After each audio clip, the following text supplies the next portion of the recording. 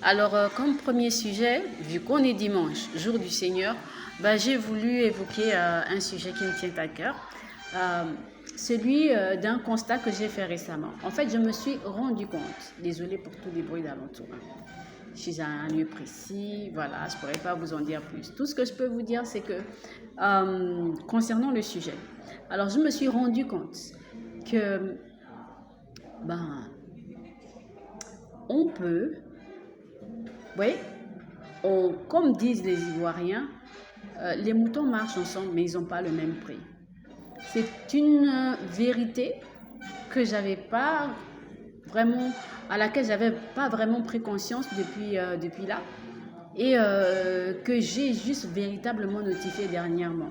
Vous voyez, souvent quand on est dans une assemblée, en fait, on veut forcément que tout le monde fonctionne de la même façon. Oui, on veut que tout le monde vienne à l'église à l'heure, à la même heure. On veut que tout le monde parte quasiment à la même heure. On veut qu'on s'habille presque de la même façon. On veut qu'on parle, qu'on réagisse de la même façon. Et pourtant, si l'on étudie bien tout ce que Dieu nous a donné jusqu'ici, et je n'affirme pas, mais ça part d'un constat. Euh, je disais donc qu'on va remarquer pourtant que la nature elle-même nous enseigne sur tout ce que Dieu cherche. En réalité, Dieu se glorifie dans la diversité.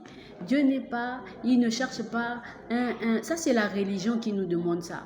On doit tous avoir les mêmes visages, la même coupe, la même coiffure, à la limite s'habiller de la même couleur. Dieu, ce dont il a besoin avant tout, c'est que la mission pour laquelle il vous a envoyé, cette mission soit accomplie. Et heureusement, nous ne sommes pas tous envoyés pour les mêmes missions. Bien sûr, nous avons une mission principale, celle de partager l'amour, de distribuer l'amour, de délivrer les autres, d'amener les autres à la lumière. Ça, c'est la première chose. La première chose, quand tu vis sur terre, tu dois t'assurer que tu cherches non pas seulement ton bien, mais aussi de rendre les autres heureux. Tu as mal quand tu rencontres quelqu'un qui est dans le malheur. Tu pleures avec celui qui pleure. Tu ris avec celui qui rit. Tu réconfortes celui qui est attristé. Bref, tu trouves toujours une parole, tu fais quelque chose qui sert de bien. Si tu peux accompagner par tes finances quelqu'un, tu le fais également. Tout ça pour la gloire de Dieu. Maintenant, au-delà de ça, il y a aussi ce qu'on peut appeler des missions individuelles. Et dans ces missions individuelles, il est important d'éviter au maximum de juger. Je peux me réveiller à 5 heures, je suis arrivée à l'église à 7 heures, 7h30, le culte commence.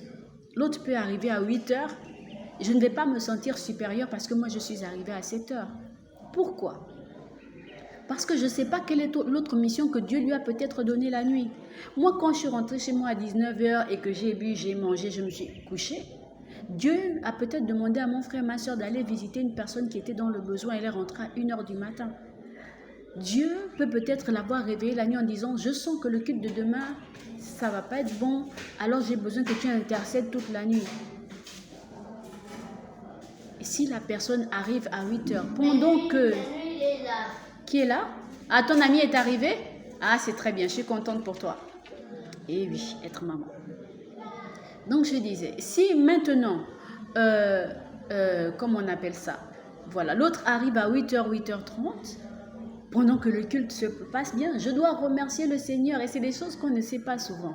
On ne se dit pas souvent que quand un culte se passe bien, etc., c'est des personnes et des personnes et des personnes, des personnes qu'on connaît même, des personnes qu'on ne connaît même pas, qui en réalité ont prié pour ça, qui en réalité ont peut-être même passé la nuit dans la prière. Et parfois, ce n'est même pas des personnes sur qui vous comptez.